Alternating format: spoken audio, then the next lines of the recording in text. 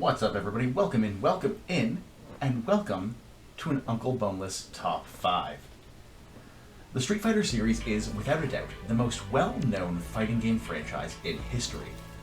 While it didn't invent the genre, and despite its first game being challenging at best, 1991's Street Fighter II laid the groundwork upon which just about every fighter that came after drew inspiration. Yes, everybody and their mothers know what Street Fighter is, and have probably played some iteration or another at least once. But what many people may not realize is that the lore behind these games is actually incredibly rich, with many of the characters from throughout the series' history having incredibly thorough backstories, motivations, and character arcs. Now, I'm a huge sucker for game lore, and there are a handful of trivia nuggets that, for many people, might come as a surprise.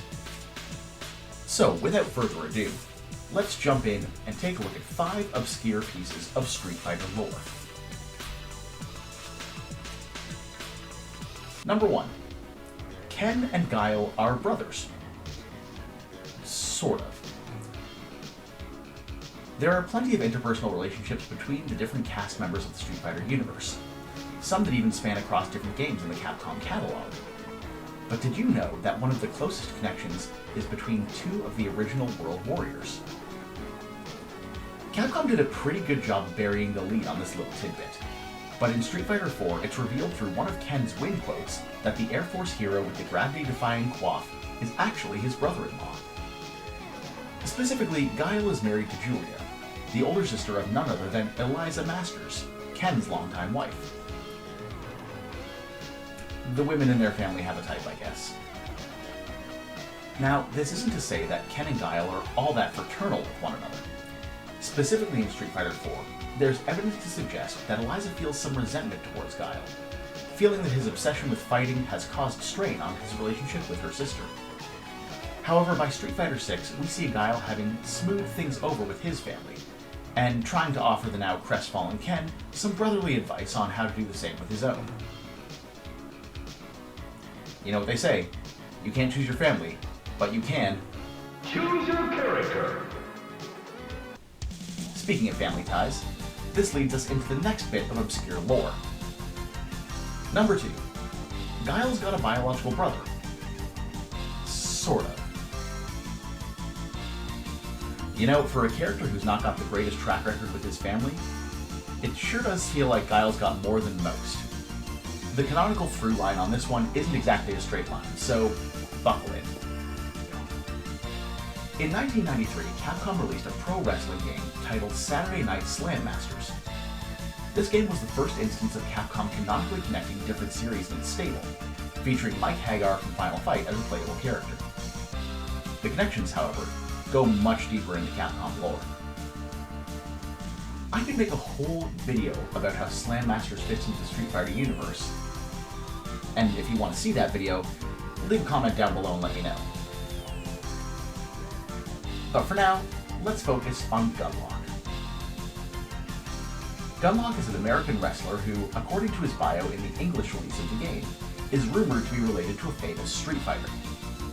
This, combined with his fighting style, including a special move called the Sonic Fist, heavily implied that the famous Street Fighter in question was Guile.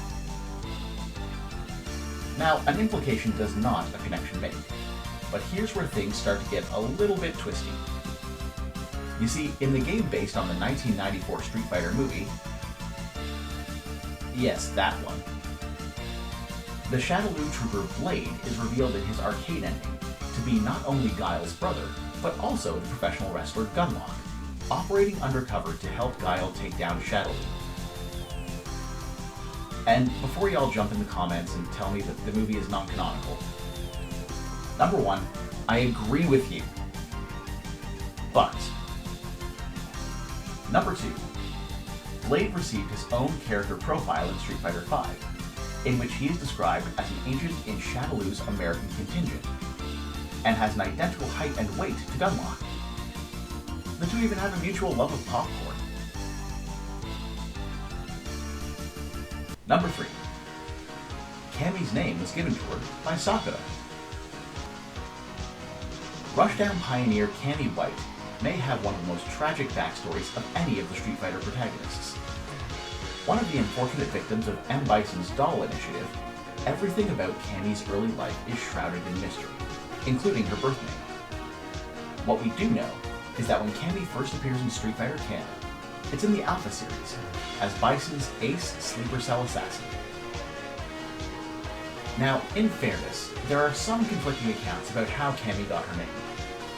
However, in the second volume of the Sakura Ganbaru manga, we have an arc in which Sakura meets and befriends the nameless amnesiac assassin, calling her Cammy because the young fighter reminded her of a neighborhood cat she knew with the same name.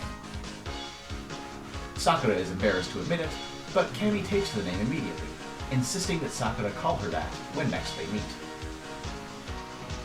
The Street Fighter games and supplemental material notoriously jump all over the canonical timeline, and it's not uncommon for retconning or conflicting stories to occur. What I love about this fact is that it shows a genuinely heartwarming moment between two characters in the series who, despite being allies and appearing in most of the games alongside one another, rarely interact outside of the metaphorical ring. Number 4. Dan Hibiki and Blanka are childhood friends. The Street Fighter Alpha games introduced a lot of new ideas to the series as a whole, such as air blocks, chain combos, and an attempt at a cohesive story.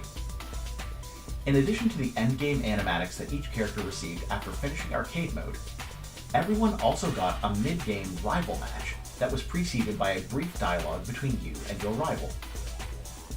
When playing through Blanka's arcade mode in Alpha 3, the player fights none other than Capcom's perennial court jester Dan Hibiki as his midpoint bout, and the two have a conversation in which Dan refers to Blanka by his real name, Jimmy, and cites a time when the mean green electric machine saved him.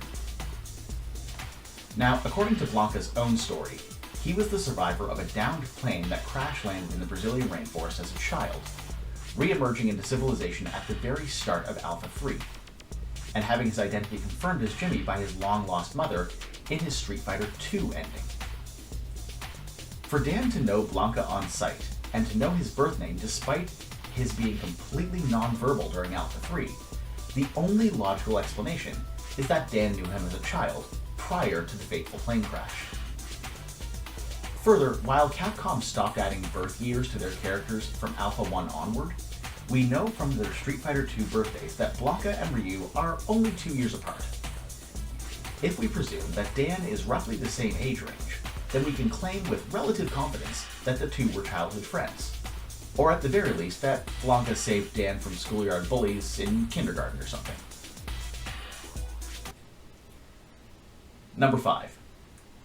Not only does Ryu like women, he even has a type. Despite the amount of ink that's been spilled by the shipping community over the years, speculating who Street Fighter's eternal mascot would most like to smooch, the reality is that Capcom has never confirmed that the Wandering World Warrior has ever had any romantic interest. Now, while Capcom could offer up some explanation like saying Ryu is in love with the fight or some such, in truth, they actually gave people an insight into the Hadouken-hurling hermit's romantic requirements way back in July of 1997, when during an interview for the official Street Fighter III fanbook, Ken and Ryu were both asked what type of women they liked. Rather than dodging the question, Ryu responded, quote, "Women who look good in the spring in Japan." So there you have it. Ryu's got a thing for women who slay during Sakura season. Hey, wait a minute. For as easy as it is to shrug off fighting game lore as secondary to the gameplay, the fact of the matter is that a lot of fighting games have stories that are as rich and complex as your nearest JRPG. The problem is that much of this lore is hidden in single-player content like different characters' arcade mode endings, and supplemental material that can be difficult to come by, and especially in the case of the former, there simply isn't as much attention given to that as there is to competitive multiplayer, both within the fighting game community and in the gaming community as a whole.